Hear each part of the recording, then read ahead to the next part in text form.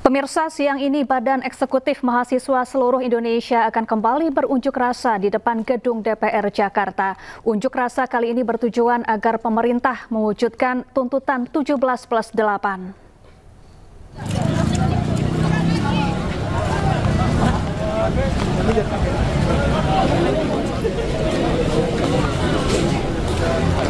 Unjuk rasa rencananya akan kembali digelar BMSI di depan gerbang gedung DPR RI. Masa dijadwalkan akan menyampaikan suara mereka pada siang ini. Salah satunya dari Badan Eksekutif Mahasiswa Universitas Indonesia yang akan menyerahkan hasil kajian tuntutan 17+8 ke DPR RI. Tuntutan yang dibawa oleh mahasiswa ini adalah rangkuman dari suara rakyat yang meminta reformasi dari berbagai sektor.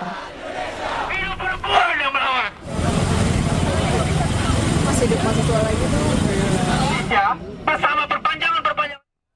Ya pemirsa, saat ini mahasiswa Universitas Indonesia juga berencana akan menuju ke gedung DPR RI untuk turut dalam unjuk rasa bersama Badan Eksekutif Mahasiswa Seluruh Indonesia. Lalu bagaimana persiapan mahasiswa UI? Kita tanyakan langsung ke jurnalis iNews Iyung Rizky yang ada di kampus UI Depok. Selamat siang Iyung, kira-kira pukul berapa mahasiswa UI akan bergerak menuju gedung DPR RI di Senayan, Jakarta?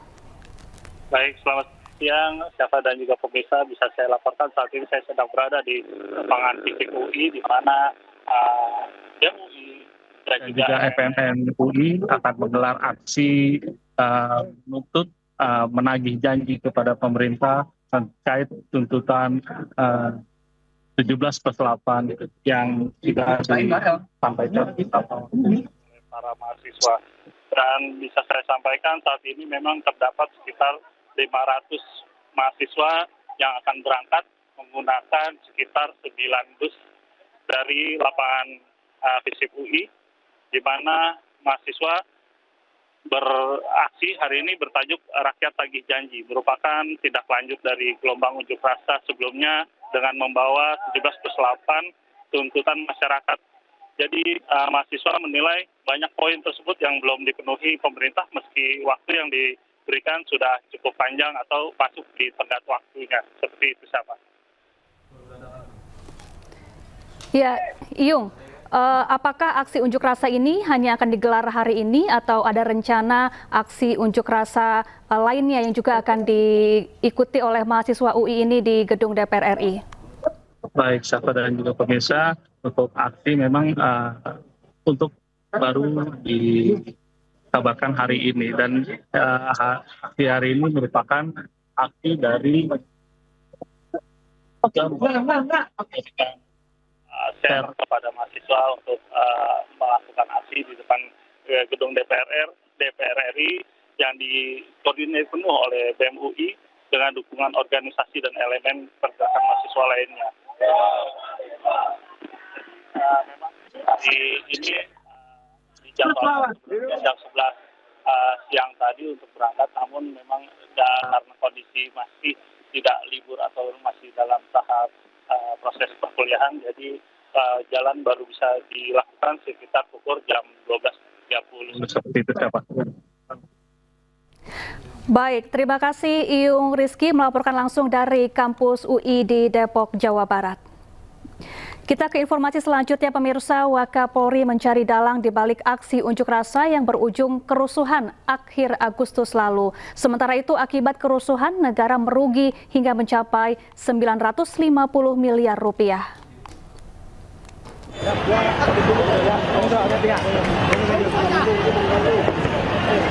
Polisi terus bekerja mencari dalang di balik aksi yang berujung kericuhan pada akhir Agustus lalu.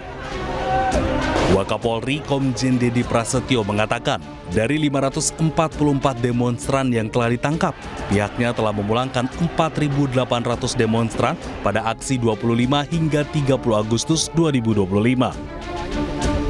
Adapun sekitar 500 demonstran masih diproses untuk mencari aktor intelektual hingga penyandang dana dalam aksi yang berujung kericuhan. Itu lagi sedang di-assessment oleh para penyidik, dan juga dari Mabes Polri, dari Barreskrim menghimpun semua 583 tersangka tersebut, dan lakukan kajian dan analisnya secara mendalam, siapa yang menjadi aktor intelektualnya, siapa yang menjadi penyandang dananya, dan siapa yang menjadi operator lapangannya, serta pelaku-pelaku yang saat ini sedang berproses. Ya, saya rasa itu yang saya sampaikan. Menteri Koordinator Bidang Infrastruktur dan Pembangunan Kewilayahan Agus Harimurti Yudhoyono ungkap kerugian akibat perusuhan yang berlangsung beberapa waktu lalu mencapai 950 miliar rupiah. Perhitungan ini dilakukan dari 10 provinsi dan 25 kabupaten kota. Ya, tadi kami bicara sudah teridentifikasi kerusakan-kerusakan tersebut terjadi di 10 provinsi dan 25 kabupaten kota dengan kurang lebih, ya, ini bisa fluktuatif dan terus dihitung secara lebih detail lagi, kurang lebih 900 sampai 950 miliar rupiah total atau nilai kerusakan yang harus bisa segera kita perbaiki bersama. Selain menyebabkan kerusakan material, aksi demo yang berujung kerusuhan itu juga telah menelan korban jiwa, salah satunya driver ojek online.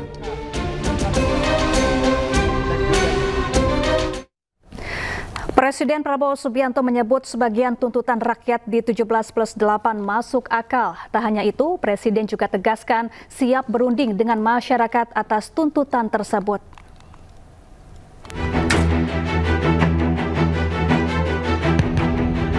Sejumlah tuntutan disuarakan rakyat saat aksi unjuk rasa yang terjadi di sejumlah daerah sejak akhir Agustus lalu. Presiden pun langsung mengundang perwakilan mahasiswa ke istana untuk berdiskusi. Kedatangan mereka diterima oleh Menteri Sekretaris Negara Prasetyo Hadi dan Mendikti-Saintek Brian Yuliarto. Dialog menjadi salah satu cara untuk memahami tuntutan mahasiswa untuk bersinergi membangun bangsa ke depan.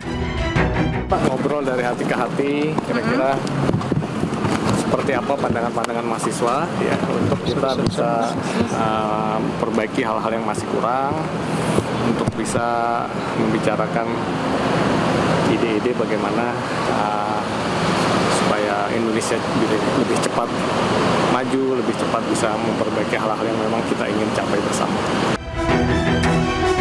Usai pertemuan itu pada akhir pekan di Hambalang, Bogor, Jawa Barat, Presiden Prabowo menyatakan tuntutan yang diajukan masyarakat masuk akal.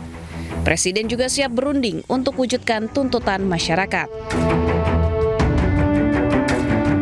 Presiden Prabowo juga menyebut aksi bakar-bakaran dan kerusuhan adalah bentuk ancaman kepada rakyat. TNI hadir untuk pengamanan sipil, penarikan TNI bisa diperdebatkan. Presiden Prabowo tegaskan siap melaksanakan tugas yang diberikan UUD kepada dirinya.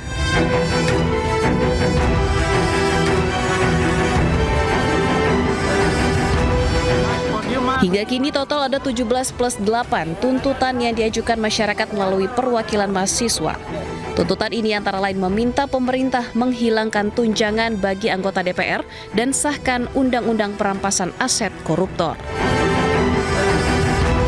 Tim Liputan iNews melaporkan. Sementara itu pemerintah terus berbenah. 17+8 tuntutan warga pun akan segera dijalankan. Salah satunya terkait pembenahan penegakan hukum di Indonesia.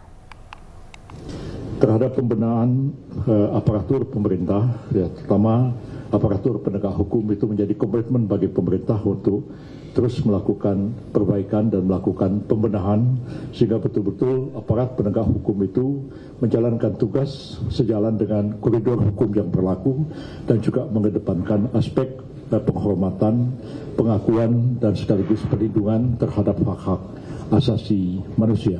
Dan kami akan teguh memegang prinsip ini, dan karena itu penegakan hukum itu terhadap mereka yang diduga melakukan satu tindak pidana, baik itu penjarahan, baik itu pembakaran, baik itu perusakan, baik itu ancaman terhadap keselamatan orang lain, akan dilakukan satu langkah hukum dan tindakan-tindakan hukum yang tegas.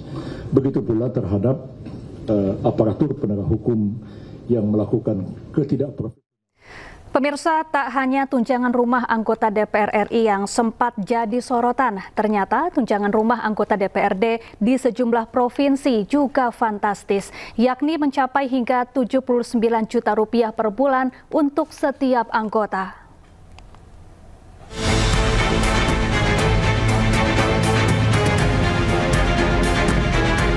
Setelah gaduh tunjangan rumah anggota DPR RI, rupanya tunjangan rumah anggota DPRD di sejumlah provinsi di Indonesia juga bernilai fantastis.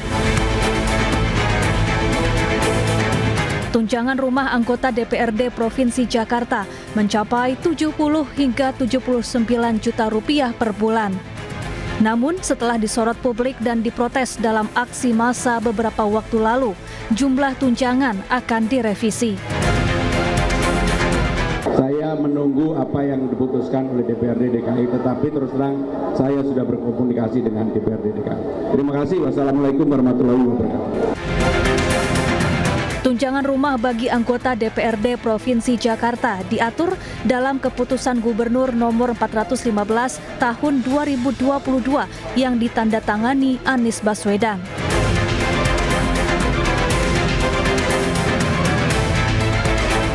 Ternyata tak hanya Jakarta, tunjangan rumah anggota DPRD provinsi lainnya juga dinilai terlalu tinggi. Tunjangan rumah anggota DPRD Jawa Barat mencapai 62 hingga 71 juta rupiah per bulan. Jawa Tengah 47 hingga 80 juta rupiah per bulan. Jawa Timur 49 hingga 58 juta rupiah per bulan. Banten 33 hingga 39 juta rupiah per bulan dan DI Yogyakarta 20 hingga 27 juta rupiah per bulan.